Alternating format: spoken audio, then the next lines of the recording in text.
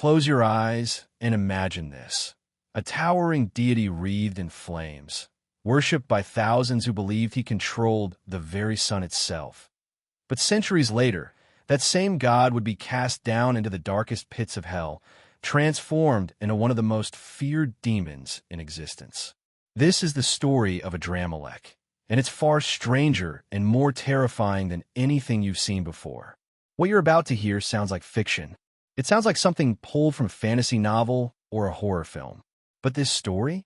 It's carved into ancient texts, whispered through millennia of religious tradition, and recorded in scriptures that millions still read today.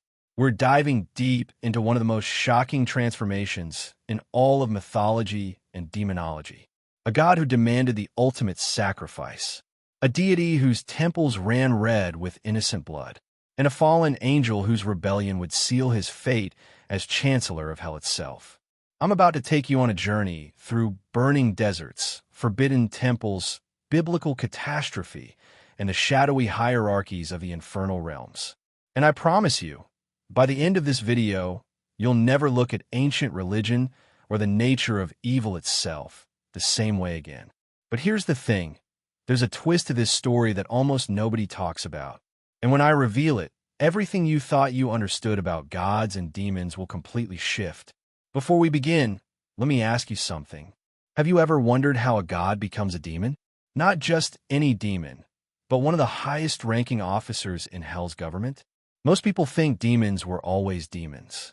Fallen angels, sure. But gods? Ancient deities worshipped by entire civilizations? That's a different story altogether. Today, we're unraveling the complete biography of Adramelech. You're going to discover who worshipped him and why they believed he held power over life and death. The horrific rituals performed in his name that shocked, even hardened ancient peoples. How biblical catastrophe ended his reign as a god. His transformation into a demon of hell and his position in the infernal hierarchy. And the hidden connections between ancient sun worship and modern understandings of evil. If you're fascinated by mythology, ancient history, demonology, or the darker corners of religious tradition, you're in exactly the right place. And trust me, you're going to want to stay until the very end, because the final revelation about Adramelech's true nature will genuinely surprise you. Let's descend into the ancient world and meet the god who would become a demon. Our story begins almost 3,000 years ago in the ancient Near East, a landscape of brutal empires, mysterious city-states, and gods that demanded absolute devotion. Picture the year 720 BC. The region we know today as Syria or Iraq, scholars still debate the exact location, was home to a city called Sepharvaim. The name itself means city of two rivers or possibly city of books, depending on which ancient linguistic tradition you follow. This wasn't just any city. This was a center of worship, a hub of ancient mysticism, and home to one of the most feared deities in the ancient world. His name was Adramelech. The name translates roughly to King of Fire or Magnificent King, and some scholars interpret it as Adar is king, Adar being another ancient Mesopotamian deity associated with the sun and fire. From the very sound of his name, you can feel the heat, the power, the consuming flames that defined his worship. Adramelech was revered as a sun god, but he wasn't the gentle, life-giving sun that ripens crops and warms the earth.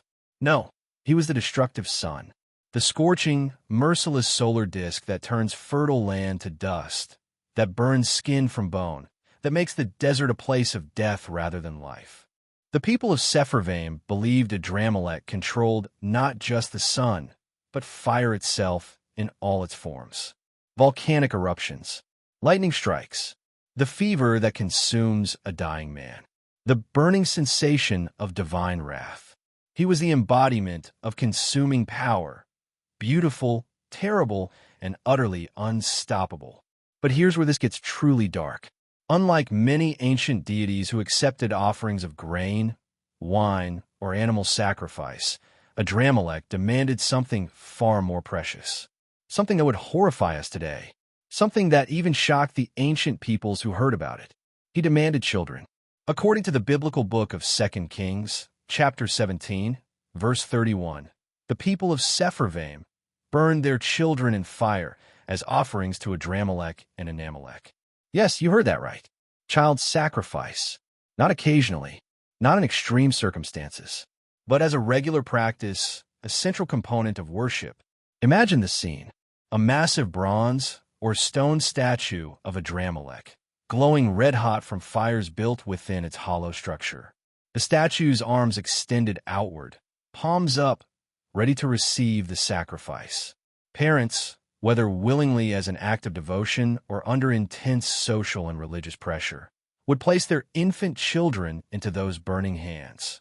The screams, the smell, the horror of it all. The priests of Adramelech believed this sacrifice was necessary. They taught that the sun god required the most precious offering humans could give, their own children, to ensure the sun would continue to rise, the crops would grow, and the city would prosper. It was a transaction written in blood and ash. Some historical sources suggest these rituals took place during times of crisis, drought, plague, military threat, when the people felt they needed to appease their god most desperately. Others indicate it was a regular calendar event, perhaps tied to the summer solstice when the sun's power was at its peak. Archaeological evidence from the ancient Near East confirms that child sacrifice was practiced in several Canaanite and Phoenician cultures, particularly in worship of deities like Molech and Baal. Adramelech appears to fit into this same horrific tradition, a god of fire who consumed the innocent to satisfy his terrible appetite. But why? Why would any civilization engage in such practices? To understand, we have to step outside our modern moral framework and enter the mindset of ancient peoples who lived in a world they could barely control. No modern medicine, no scientific understanding of weather, disease, or natural disasters. Everything was controlled by the gods. And if the gods were angry, if they withheld rain or sent plague, entire communities could be wiped out.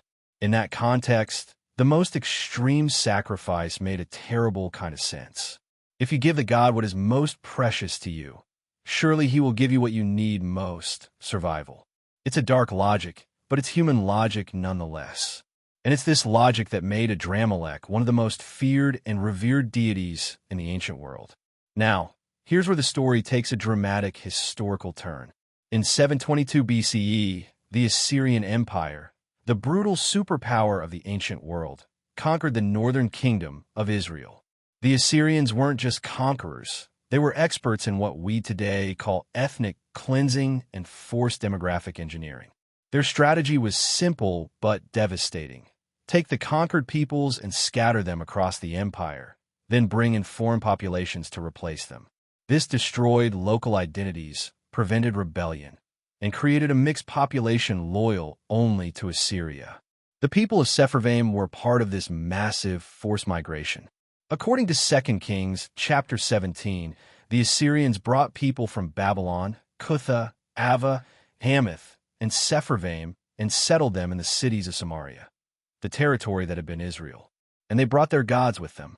Suddenly, the land that had been devoted to Yahweh, the God of Israel, was filled with foreign altars, foreign priests, and foreign practices, including the worship of Adramelech and his companion deity, Adramelech. The biblical text makes it clear that this was viewed as an absolute abomination. The author of 2 Kings writes with barely contained horror about these transplanted peoples who feared the Lord but also served their own gods and burned their children in fire as offerings. But then something remarkable happened. The biblical narrative describes a plague of lions that attacked these foreign settlers. The Assyrian king interpreted this as a sign that the god of the land was angry because the new inhabitants didn't know how to worship him properly. So he sent back one of the Israelite priests to teach them the law of the god of the land. What followed was a religious mess, a syncretistic jumble where people tried to worship Yahweh alongside Adramelech, Baal, and a dozen other deities. They wanted to cover all their bases, appeal to all possible divine powers, and ensure their survival in this strange new land. But according to the biblical authors and later Jewish tradition, this didn't end well for Adramelech. The God of Israel, Yahweh, was described as a jealous god who would tolerate no rivals.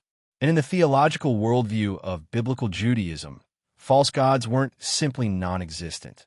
They were demons in disguise. Spiritual parasites masquerading as deities, feeding on human worship and human sacrifice. In this worldview, Adramelech wasn't a god at all. He was a demon, a fallen angel, a member of Hell's dark aristocracy who had set himself up to receive worship meant only for the true God. And this is where Adramelech's transformation truly begins, from sun god of Sepharvaim to demon of Hell. But his story doesn't end with biblical condemnation. Oh no, it gets much, much stranger. Fast forward several centuries. By the medieval period, Jewish and Christian demonologists had developed elaborate hierarchies of hell, detailed classifications of demons, and complex theories about how fallen angels operated in the world. And Adramelech had secured a prominent position in these infernal bureaucracies. According to the influential work Dictionnaire Infernal by Colin de Planzy, published in 1818, Adramelech held the position of Chancellor of Hell and President of the High Council of Demons. Imagine that, a former sun god, now serving as Hell's chief administrator, the demon who managed the dark government of the underworld. Other grimoires and demonological texts describe him as Grand Chancellor of the Infernal Empire, keeper of the wardrobe of the Demon King, and one of the 8 princes who command the demonic legions. But here's what makes this truly fascinating. Adramelech apparently wasn't just any fallen angel. According to some mystical Jewish traditions, particularly those found in Kabbalistic texts, Adramelech was one of the 10 archdemons corresponding to the evil Qliphoth, the shadow side of the Tree of Life. In this system, he specifically opposed the divine emanation of Tifereth, which represents beauty, harmony, and the heart of divine consciousness. Adramelech, as the demonic opposite, represented ugliness, discord, and the corruption of divine beauty into something monstrous. The medieval grimoire Limagiten, or Lesser Key of Solomon, describes elaborate rituals for summoning Adramelech, though it warns that he is exceptionally dangerous and should only be contacted by the most experienced practitioners. Those who summoned him supposedly did so to gain power over fire, to curse enemies, or to gain hidden knowledge about destruction and warfare. His appearance in these texts is consistently terrifying. Some describe him as appearing in the form of a mule or peacock, animals associated with pride and stubbornness. Others say he manifests as a figure dressed in royal robes, but with a hideously deformed face, a reminder of his fallen state. The peacock imagery is particularly interesting. In Christian symbolism, the peacock represents pride, the very sin that caused Lucifer's fall. That Adramelech would choose this form suggests he remains unrepentant, still proud of his rebellion, still convinced of his own magnificence despite his damnation. One particularly chilling account from the 17th century demonologist Sebastian Michaelis places Adramelech in the first hierarchy of hell, alongside Beelzebub and Leviathan. In Michaelis's system, these are the demons who directly oppose the highest virtues. Adramelech specifically opposes the virtue of modesty and humility, constantly tempting humans toward arrogance and self-worship. Think about that. A god who once received worship himself now tempts humans to worship themselves, to believe in their own magnificence above all else. It's a perfect inversion, the ultimate cosmic irony. But there's something even more disturbing in these medieval texts. Several sources claim that Adramelech, despite his fall, retained some of his original power over fire. Exorcists and demonologists warned that he could cause fires, unexplained burns, and fever diseases. Houses where he manifested would sometimes spontaneously combust. People who made pacts with him might gain temporary power, but would eventually die in flames. The fire that once symbolized his divine power had become his eternal punishment and his weapon. John Milton, in Paradise Lost, briefly mentions Adramelech as one of the fallen angels who followed Satan in rebellion against heaven. Though Milton doesn't develop the character extensively, he places him among the highest ranks of the rebel angels, suggesting that Adramelech was once a powerful angelic being before his catastrophic choice. In Milton's epic, all the fallen angels experience a kind of diminishment. They become lesser versions of their former selves, twisted and corrupted by their rebellion. If Adramelech was once a radiant angel of fire, perhaps even one of the Seraphim, whose very name means burning ones, then his fall would represent an almost unimaginable tragedy. From a being of pure light and fire, to a god demanding blood sacrifice, to a demon managing the bureaucracy of hell. It's a descent that spans dimensions and millennia. Now, here's where we need to pause and grapple with a profound theological and philosophical problem that Adramelech's story presents. How does a god become a demon? In the biblical and Christian worldview, there's a clear answer. He was never a god at all. He was always a demon, a fallen angel who deceived humans into worshiping him. The worship of Adramelech was, from this perspective, always demon worship. The people of Sepharvaim simply didn't realize they were serving a fallen angel rather than a true deity. But from a historical and anthropological perspective, the question is far more complex. The people of Sepharvaim genuinely believed Adramelech was a god. They built temples to him. They developed theologies about him. They sacrificed their most precious possessions, their children, to him. By every definition of religious experience, Adramelech functioned as their god. So what happened? One theory is cultural conquest. When a more powerful empire conquers a weaker one, the gods of the conquered people are often demonized, literally turned into demons in the religion of the conquerors. We see this pattern repeatedly throughout history. The gods of ancient Egypt became demons in Jewish tradition. The gods of the Canaanites became demons in Israelite religion. The gods of the Germanic tribes became demons in Christian Europe. It's a way of asserting religious superiority and justifying conquest. We defeated you because our God is real and yours was actually a demon all along.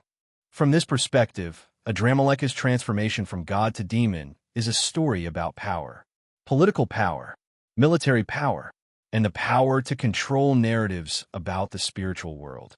But there's another, more unsettling possibility. What if the entity behind the name Adramelech was real, a genuine spiritual being of some kind, and that entity was adaptable? Think about it this way. If spiritual entities exist and interact with humans, they would need to communicate in ways humans can understand.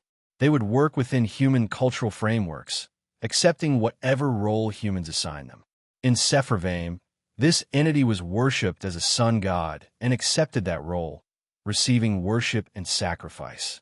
When that culture collapsed, and the biblical tradition declared such worship to be demon worship, the entity adapted, taking on the role of demon in the new theological framework. Same entity, different costumes, different scripts, but always seeking the same thing: power over human lives and human souls. This is, of course, speculative, but it's a genuinely fascinating question. Are gods and demons different types of entities, or the same entities seen through different cultural lenses? There's also a psychological interpretation worth considering. Carl Jung and other depth psychologists would argue that gods and demons are both manifestations of the collective unconscious, archetypal forces that exist in the human psyche. From this perspective, Adramelech represents the destructive aspect of solar consciousness, the ego inflated to divine proportions, the self-will that consumes everything around it, the pride that demands sacrifice from others. Every culture needs symbols for these psychological forces. Sepharvaim called it Adramelech and worshipped it. Later traditions called it a demon and sought to banish it. But the underlying psychological reality, the human capacity for destructive pride and the willingness to sacrifice even innocence to feed the ego, remains constant. Perhaps that's the real horror of Adramelech's story. Not that a god became a demon, but that humans are capable of creating and worshiping such a deity in the first place. That we have within us the capacity to demand the ultimate sacrifice from others while claiming divine justification. Adramelech, in this reading, is a mirror, and what we see reflected back is ourselves at our absolute worst. Adramelech's story doesn't end in ancient texts and medieval grimoires. He continues to appear in modern culture, often in surprising ways. In the popular video game series Final Fantasy, Adramelech appears as a powerful demon or esper, usually associated with lightning rather than fire, an interesting evolution of his elemental associations.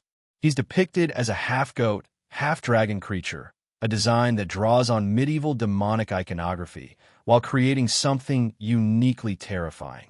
The Shin Megami Tensei series, known for its deep research into actual demonology and mythology, features Adramelech as a high-ranking demon.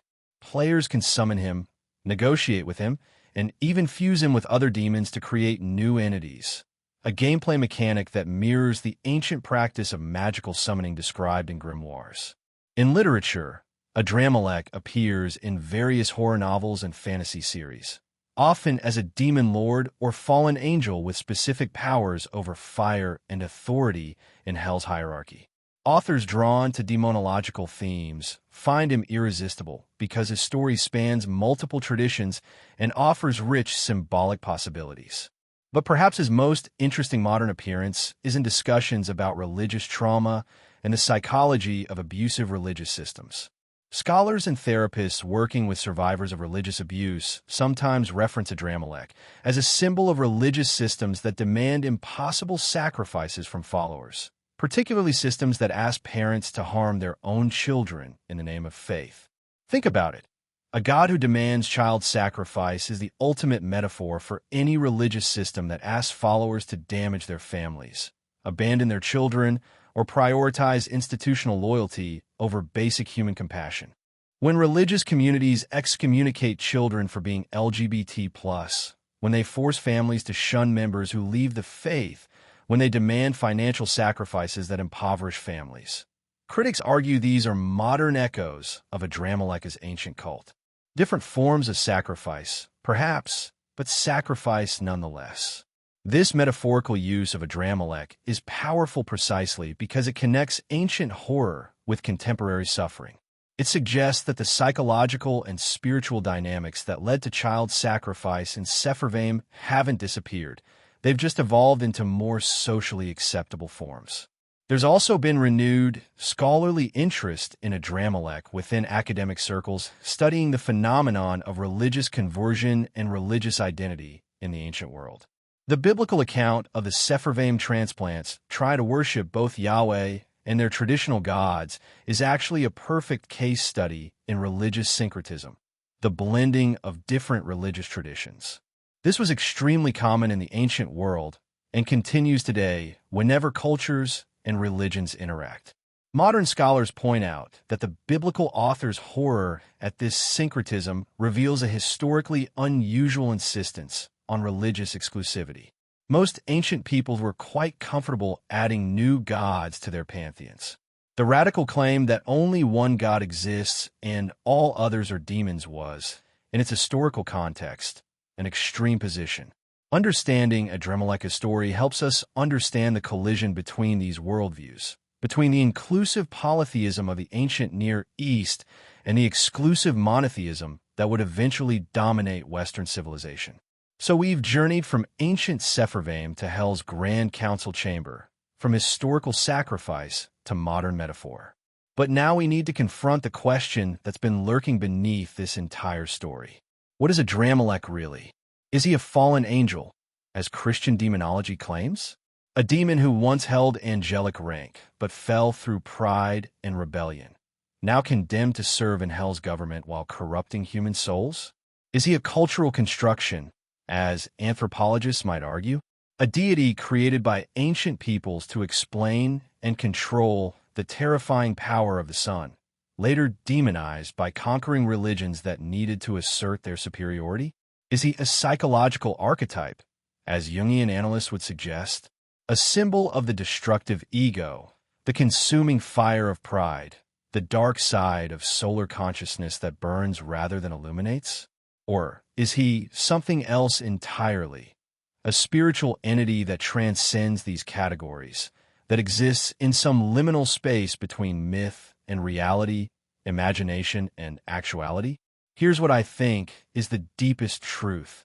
Adramelech is all of these things simultaneously. He's a historical reality. There genuinely was a cult in the ancient Near East that practiced child sacrifice to a solar deity. That happened. Children died. Blood was shed. The archaeological and textual evidence is clear. He's a theological problem. How do we understand the relationship between ancient gods and biblical demons? How do we make sense of religious evolution and the transformation of divine figures across cultures? These are questions that theologians and religious studies scholars continue to debate. He's a psychological truth. We all have within us the capacity for destructive pride, for ego inflation, for demanding sacrifices from others to feed our own sense of importance. Adramelech names that darkness, gives it form, allows us to recognize and confront it. And yes, for those who believe in the reality of spiritual entities, whether you call them demons, angels, spirits, or something else, Adramelech might be that too. A real being of some kind that has interacted with humans across millennia, adapting its presentation but maintaining its essential nature. The genius of demonological figures like Adramelech is that they work on all these levels simultaneously.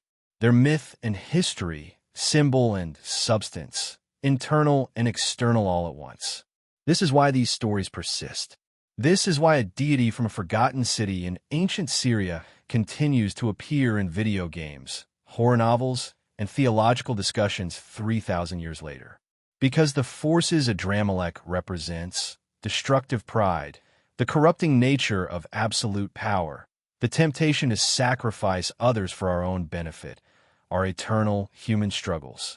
Every time a person demands unquestioned obedience and calls it righteous authority, Adramelech lives. Every time a system demands sacrifice from the vulnerable while promising glory to the powerful, Adramelech lives. Every time pride consumes compassion and ego devours empathy, Adramelech lives. He's not just an ancient god or a medieval demon. He's a pattern, a recurring shadow, a warning written in fire. And here's the thing that makes this truly chilling. Unlike many demons who are said to operate through deception and disguise, Adramelech has always been relatively obvious about what he wants. Child sacrifice wasn't a secret. The cult didn't hide what they were doing. They did it openly, convinced they were righteous, certain they were serving a greater good. That's the real horror. Not that evil hides in shadows, but that it walks in daylight, wreathed in divine authority, demanding sacrifice while calling it worship. And if we're not careful, if we're not constantly vigilant about the systems we serve and the sacrifices we demand, we might find ourselves offering our own children to our own versions of Adramelech, convinced all the while that we're doing the right thing. So, where does this leave us? We've traced Adramelech's journey from sun god to demon lord, from the burning temples of Sepharvaim to the infernal councils of hell. We've seen how he evolved through religious tradition, how he was transformed by cultural conquest, and how he continues to haunt both our imaginations and our psychological landscapes. But the most important question isn't, who was Adramelech? The most important question is, what does Adramelech teach us?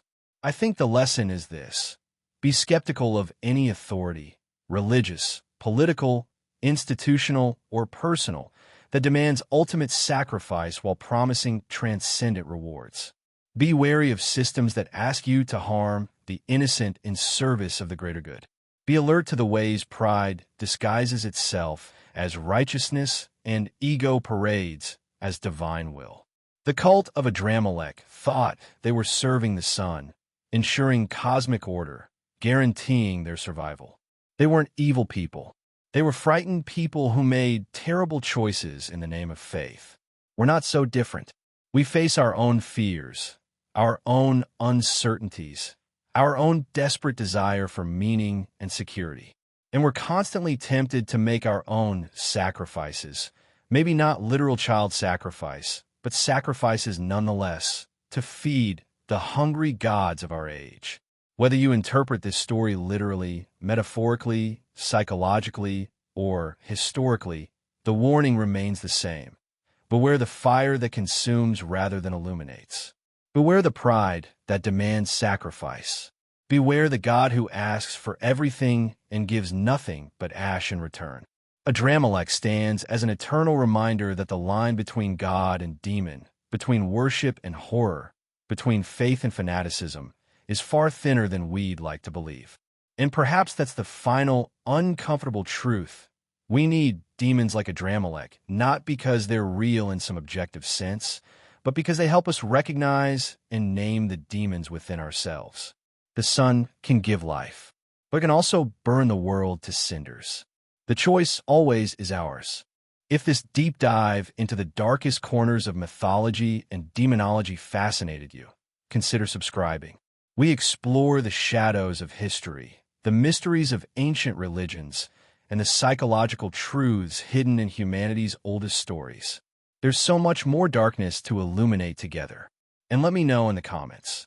Do you think demons like Adramelech are real spiritual entities, cultural constructions, psychological archetypes, or something else entirely? I'm genuinely curious what you think. Until next time, keep questioning, keep exploring, and never sacrifice your humanity at the altar of certainty. The fire burns, but it doesn't have to consume us.